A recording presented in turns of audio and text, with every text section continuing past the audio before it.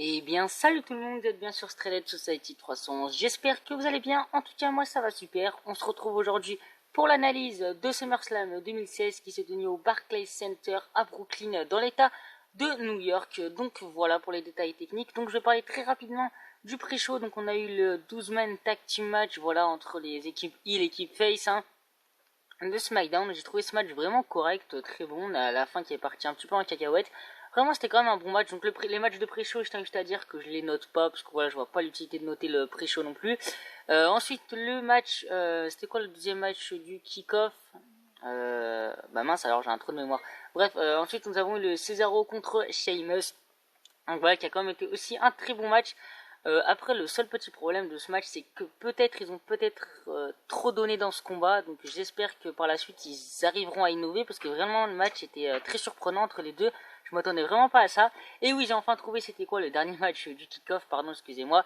C'est le match de Sami Zayn et Neville contre les Dudley Boyz. Donc voilà, un match sympa.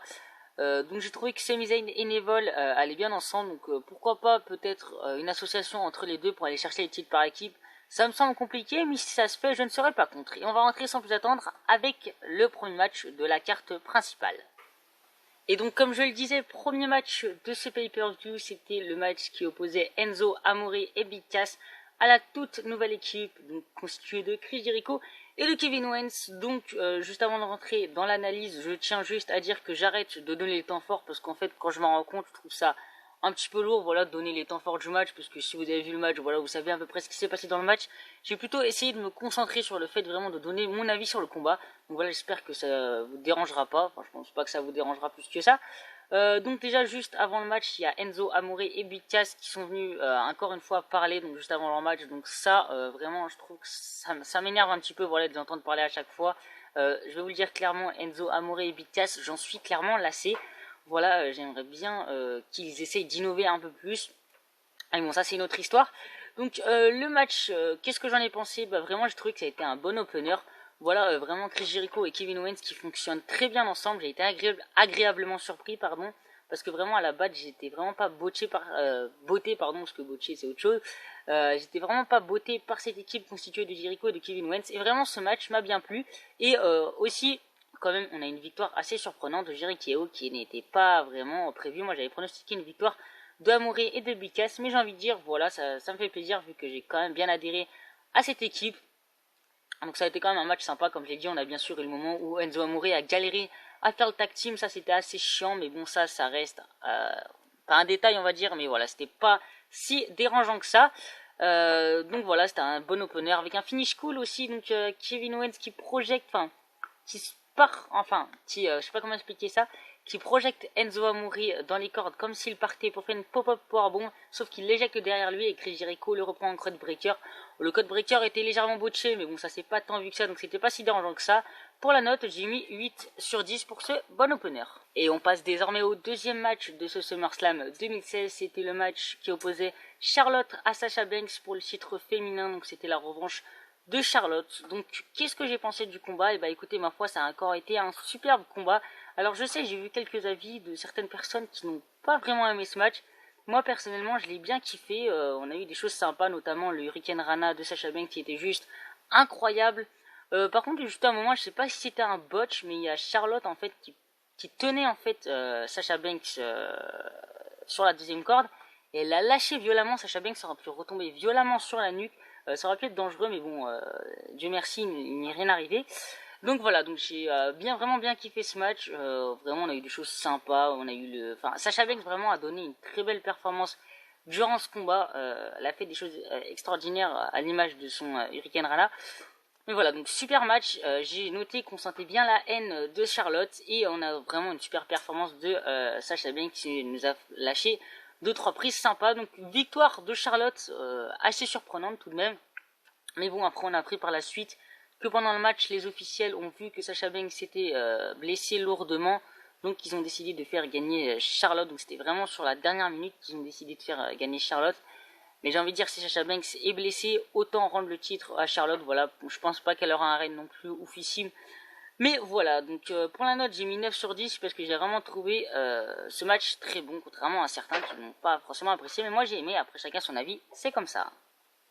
Et le prochain combat se voyait opposer le champion intercontinental, le Miz, qui remettait en jeu sa ceinture face à Apollo Crews. Donc le match, ça a été un bon petit match. On a une très belle performance de Crews qui justement fait ce qu'il fait. In-ring, il est quand même très bon, donc vraiment il a lâché ses prises spectaculaires. Il a lâché un petit dropkick à la volée, ça c'était sympa. Mais après le match a quand même été court, il a duré que 6 minutes. Et voilà, donc pour moi j'ai mis 7 sur 10. Donc le Miz conserve sa ceinture en portant un Skull Crushing Finale, je sais pas comment on prononce, excusez-moi. Donc c'était assez sympa ce match, mais rien de oufissime. J'ai mis 7 sur 10 et j'ai quand même été un petit peu généreux, je trouve. Et le prochain combat opposait AJ Styles à John Cena, mesdames et messieurs.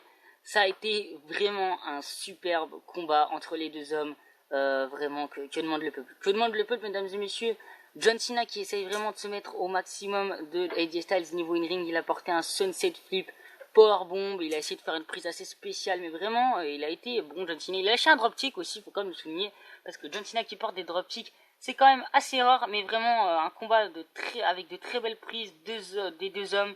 La victoire de Styles aussi, la victoire de Styles qui est pour moi assez surprenante parce que je voyais gagner John Cena, parce que John Cena c'est même clairement le visage de la compagnie. Donc le faire perdre face à un mec qui vient du circuit indépendant, faire perdre bien sûr la rivalité, je parle parce que après si AJ Styles, on a bien vu qu'AJ Styles a gagné un combat durant cette rivalité, même deux, voilà, donc je me suis un petit peu perdu. Quand même un superbe match entre les deux qui termine très bien cette rivalité. AJ Styles qui sort vainqueur avec un Styles Clash suivi d'un Phenomenal Forearm. Après, ce que j'ai trouvé un petit peu dommage sur la fin, c'est que Cena en fait se relève très rapidement du Styles Clash. Je trouvais que c'était pas vraiment crédible, mais bon, ça c'est du détail.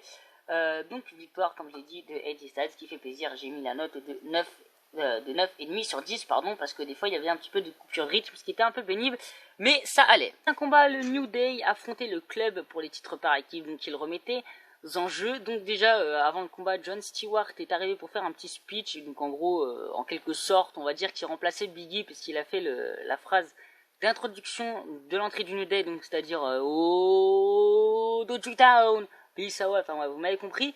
Donc en gros, il est devenu leur manager en quelque sorte.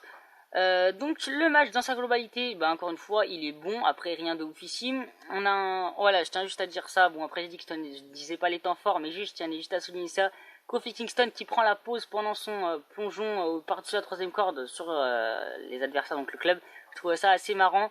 Donc le match qui termine donc par disqualification, ce que je trouve un peu dommage, mais c'est pas si grave que ça.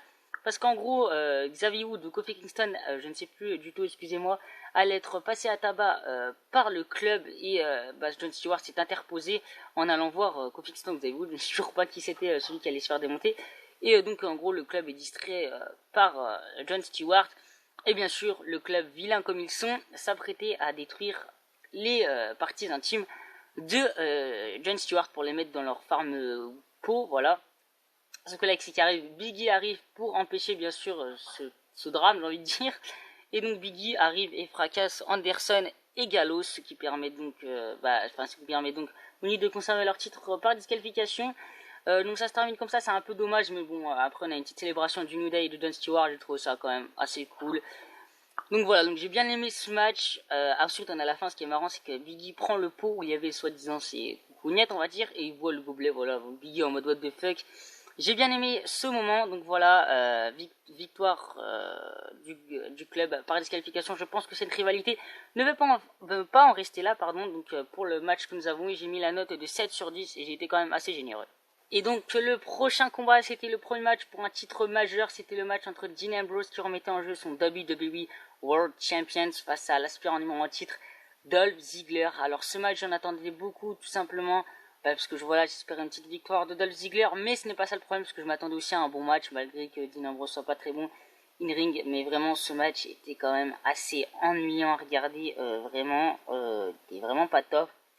Après c'était pas non plus catastrophique, mais on pouvait s'attendre à mieux. Dans le match c'est n'importe quoi, Dean Ambrose serre la main à l'arbitre, alors faudra m'expliquer pourquoi. Mais ce match est vraiment clairement en dessous des autres. Bon, après il y a le main event, je reviendrai plus tard, mais vraiment le main event, je vais bien me lâcher. Vous inquiétez pas là-dessus. Victoire de Dean Ambrose qui conserve sa ceinture avec un simple turn lead. Voilà, rien d'officiel, je trouve. Dolph Ziggler a reçu son push, j'espère. J'ai pris même pour que Dolph Ziggler ait sa chance du côté de Backlash à nouveau face à Dean Ambrose. Donc voilà, donc pour la note, j'ai mis 6 sur 10, qui me semble assez correct pour ce combat. Donc prochain combat, c'était le 6 Women Tag Team Match.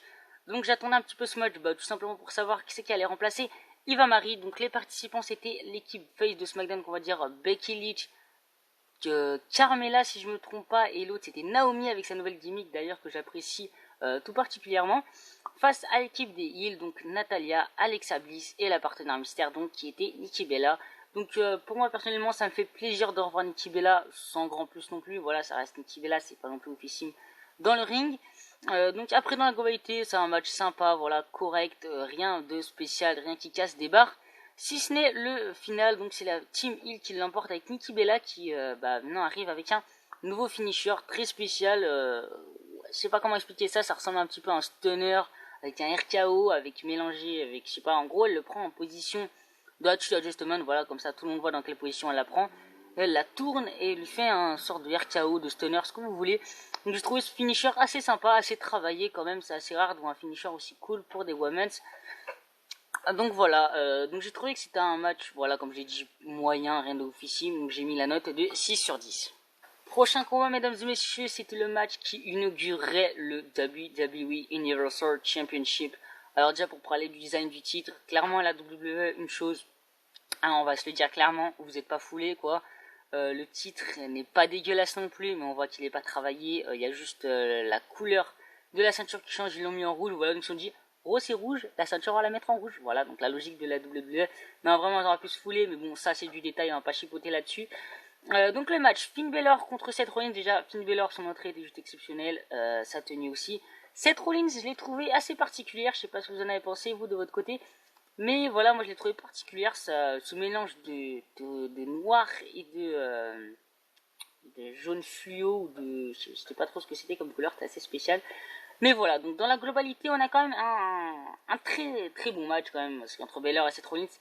Mais clairement, il était en dessous de mes attentes. Je m'attendais vraiment à beaucoup mieux. Déjà le match qui part direct sur les chapeaux de roue avec Finn Balor, qui éjecte littéralement Seth Rollins avec un missile drop kick. Voilà, mais je sais pas, ce match, je sais pas, il manquait quelque chose qui fait que, voilà, c'est pas vraiment ce que j'attendais. Mais bon, ça reste néanmoins un très bon match avec une victoire de Finn Balor qui devient le tout premier WWE pardon, Universal Championship. J'ai mis la note de 8 sur 10. Ce qui est quand même assez bas, je trouve, pour une confrontation entre les deux qui aurait pu être largement meilleure. Donc là ça devait être un match entre Roman Reigns et Rusev, sauf que c'est parti en cacahuète dès le début entre les deux. Donc il n'y a pas eu de match, ça a été juste une grosse baston.